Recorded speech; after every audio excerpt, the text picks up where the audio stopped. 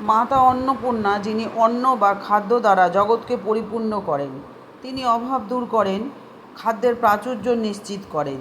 দেবী পার্বতী যখন শিবকে অন্নদান করেছিলেন, তখন থেকেই তিনি অন্নপূর্ণা দেবী নামে পরিচিত।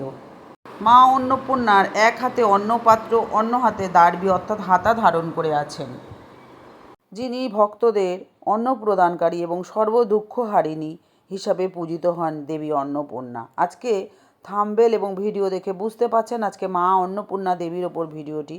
আপনারা জানেন আগামী বৃহস্পতিবার মা অন্নপূর্ণা পুজো। অন্নপূর্ণা পুজো কবে, সময়সূচি এবং মা অন্নপূর্ণা কে, মাহাত্ম্য কী, সবটাই বিস্তারিত এই ভিডিওর মাধ্যমে আপনারা জানতে পারবেন। থাকুন আমার সাথে। আজকে যদি এই চ্যানেল নতুন হয়ে থাকেন, অবশ্যই চ্যানেলটা সাবস্ক্রিপশন করে পাশে থাকবেন, সকলের সাথে শেয়ার করে দেবেন ভিডিওটি, তাহলে সবাই মা অন্নপূর্ণা দেবীর তথ্যটি জানতে পারবে। আর লাইক কমেন্ট করতে কিন্তু একদম ভুলবেন না। অবশ্যই কমেন্ট বক্সে জয় মা অন্নপূর্ণা জয় লিখতে কিন্তু ভুলবেন না। আর বলবো অল বাটনে প্রেস করে রাখবেন, তাহলে আমি এই ধরনের ভিডিও দিলেই আপনারা তৎক্ষণাৎ পেয়ে যাবেন। আরও আপনাদের জন্য চমকপ্রদ সেটা হচ্ছে কিছু টোটকা আপনারা করতে পারেন এই দিন। সেই টোটকাগুলো খুব সহজ, যেগুলো আপনাদের জন্য আমি এই ভিডিওতে শেয়ার করেছি।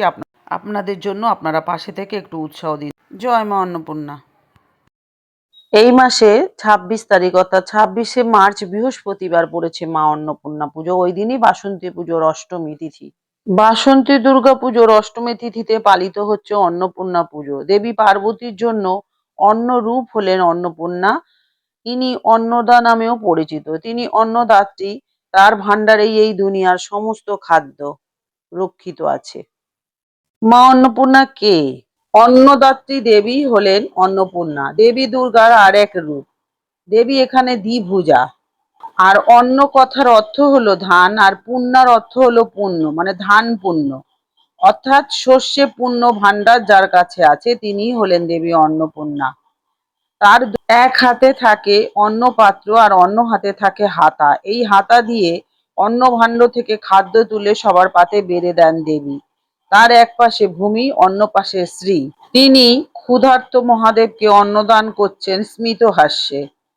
পুরাণ মতে চৈত্র মাসে শুক্ল অষ্টমী তিথিতে কাশীতে আবির্ভূতা হয়েছিলেন দেবী। সেই সূত্রে এই তিথিতে দেবী অন্নপূর্ণার বাৎসরিক পুজো হয়। অন্নপূর্ণা পুজো বাংলার একটি প্রাচীন পুজো। এই পুজো এসেছিল কাশী থেকে। বাংলার সঙ্গে কাশীর যোগ বহুকালের। বাঙালির কাছে গয়া, কাশী, বৃন্দাবনের ভূমিকা নতুন করে বলার অপেক্ষা রাখে না। বারাণসী শুধু বাবা বিশ্বনাথের ধাম নয়, বাঙালির বার্ধক্যের কাশী। সেকালে অধিকাংশ ধার্মিক ধর্নাঢ্য পরিবারের বিধবারা কাশীবাসী হতেন। আর এই কাশী হলো মা অন্নপূর্ণার অধিষ্ঠান ক্ষেত্র। শৈব এবং শাক্ত সংস্কৃতির অপূর্ব মিলনস্থল হচ্ছে এই কাশী। মা অন্নপূর্ণার মাহাত্ম্য কথা। মার্কণ্ডেয় পুরাণে, কাশীখণ্ড, দেবী ভাগবতে এবং অন্যান্য প্রাচীন গ্রন্থাদিতে কাশীর অন্নপূর্ণা সম্পর্কে নানা উপাখ্যান রয়েছে। এর মধ্যে উল্লেখযোগ্য হল কাশী প্রতিষ্ঠানের কাহিনী। লোককাহিনী অনুসারে শিব যোগীরাজ হলে কি হবে? আদতে তিনি ভিক্ষুক, রোজগারের মুরদ নেই। রাজার দুলালি গৌরীর তাই একেবারেই হাড়ির হাল। এই নিয়ে অহরহ শিব দুর্গার কলহ। ক্ষোভে দুঃখে গৌরী একদিন চলে গেলেন বাপের বাড়ি। জয়া বিজয়া তাকে পরামর্শ দিলেন যে ভিখিরি শিবকে জব্দ করতে হবে। সেই মোতাবেকই দেবী জগতের সমস্ত অন্ন হরণ করে নিলেন। শিব তখন খিদের চোটে নাকাল। যেখানেই যান হা অন্ন হা অন্ন। শেষে লক্ষ্মীর পরামর্শে কাশীতে এলেন শিব। অন্নপূর্ণার হাত থেকে অন্ন খেয়ে পরিতৃপ্ত হলেন। কাশীতে স্বয়ং মহাদেবের উদ্যোগে প্রতিষ্ঠিত হল দেবী অন্নপূর্ণার মন্দির। চৈত্র শুক্লা অষ্টমী তিথিতে শুরু হলো দেবীর পুজো। এইভাবেই কালক্রমে কাশীর দেবী অন্নপূর্ণা হয়ে উঠলেন বাঙালির ঘরের মেয়ে। তবে পুরাণের কাহিনী অনুসারে জানা যায় যে কাশীতে অন্নপূর্ণা প্রতিষ্ঠা হয়েছিলেন। আগে এই পুজো কাশীতে হতো না। এখন প্রশ্ন হলো যে আদিতে তাহলে অন্নপূর্ণা কোথায় পূজিত হতেন? আসলে অন্নপূর্ণা হচ্ছে শস্যের দেবী। পেটের জ্বালাই বড় জ্বালা। জনশ্রুতি হলো এই দেবীর পুজো করলে অন্ন কষ্ট দূর হয়। আর আমাদের সমাজ জীবনে মাঝে মাঝেই নেমে আসে আকাল বা দুর্ভিক্ষের অশনি সংকেত।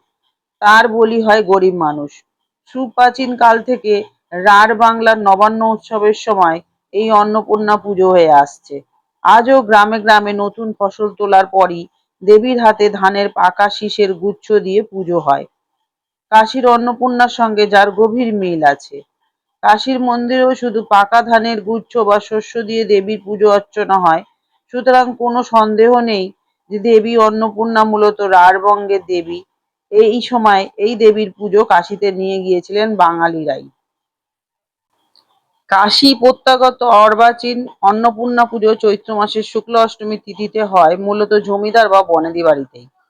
পুজো হয় ওখানে শাক্ত মতে। নবান্নের সময় এই অন্নপূর্ণা পুজোয় আদৌ বলি বা ষোড়শ পূজারে পুজো হয় না। মূলত শ্রমজীবী মানুষেরাই এই দেবীর পুজো নিয়ে আসেন। অন্যদিকে চৈতি অন্নপূর্ণার পুজো বনেদি বাড়িতে বা জমিদার মহলেরই। অন্নপূর্ণার প্রাচীন মন্দির বলতে ব্যারাকপুরে আছে। রানী রাসমণির কন্যা জগদম্বা এই মন্দিরের প্রতিষ্ঠা করেছিলেন। শেওড়াফুলি রাজবাড়িতেও অন্নপূর্ণা দেবী পূজিত হন। এছাড়া কলকাতা এবং অন্যান্য স্থানে সাবেকি পুজো হয়ে আসছে।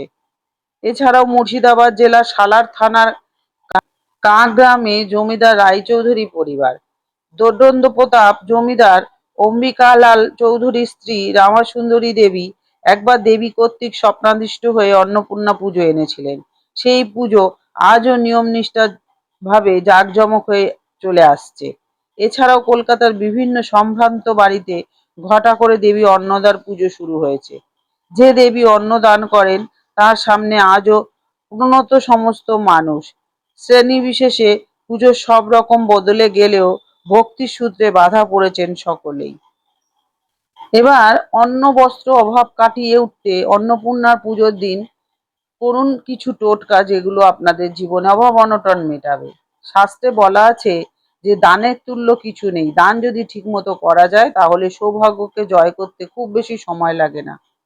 আর আমরা অনেকেই জানি যে দেবী অন্নপূর্ণার পুজো করলে এবং তার কৃপা লাভ করলে জীবনে কখনোই অন্ন বস্ত্রের অভাব হবে না। অন্নপূর্ণা পুজোর দিন যদি মাকে ভক্তি শ্রদ্ধার সঙ্গে ডাকা যায় তাহলে অন্নের ভাব তো হয়ই না, উপরন্তু অর্থনৈতিক উন্নতি হয় চোখে পড়ার মতো। শাস্ত্রে বলা আছে যে দানের তুল্য কিছু হয় না। দান যদি ঠিক মতো করা যায় তাহলে সৌভাগ্যকে জয় করতে খুব বেশি সময় লাগে না। তবে অবশ্যই দান করতে হবে মনে কোনো সংকোচ না রেখে, তবেই তার আসল ফল পাওয়া যায়। অন্নপূর্ণা পুজোর দিন কিছু টোটকা রয়েছে, যদি সেসব সঠিকভাবে করা যায় তবে অবশ্যই মায়ের কৃপায় জীবনে উন্নতি এবং সৌভাগ্য আসে। এই টোটকাগুলো সেদিন করুন। এই দিন পিতলের যে কোনো পাত্র কিনে তাতে অল্প কিছুটা চাল দিয়ে কোনো গরিব মানুষকে দান করুন। মনে করা হয় এই দিন যদি পিতলের পাত্র দান করা যায় তাহলে দেবী অন্নপূর্ণা ভীষণ সন্তুষ্ট হন।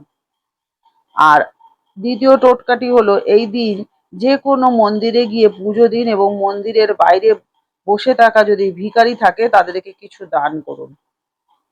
আর এর পরেরটা, জীবনে নানা সমস্যা যদি আপনাদের আসে এই দিন একটি রূপোর কয়েন অবশ্যই পারলে দান করুন। এই দিন রূপোর কয়েন দান করলে নানা সমস্যার সমাধান হয়।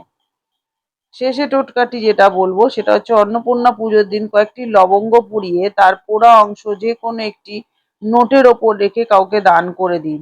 এর ফলে আর্থিক বাধা কেটে যাবে। খুব ছোট্ট ছোট্ট টোটকা যেগুলো আপনাদের জন্য খুব সহজ, আপনারা খুব সহজেই জোগাড় করে এটা করতে পারবেন। ওই দিন খুব ভালো একটা দিন পড়েছে মা অন্নপূর্ণা পুজো, বৃহস্পতিবার, সাথে অন্নপূর্ণা পুজো, আবার বাসন্তী নবরাত্রি। বুঝতেই পারছেন দিনটা কতটাই আপনাদের জন্য পবিত্র এবং মঙ্গলময়। তাই অবশ্যই চেষ্টা করুন এই টোটকাগুলো করার। আর আপনাদের কেমন লাগলো ভিডিওটা অবশ্যই কিন্তু কমেন্ট করে আমাকে জানাবেন।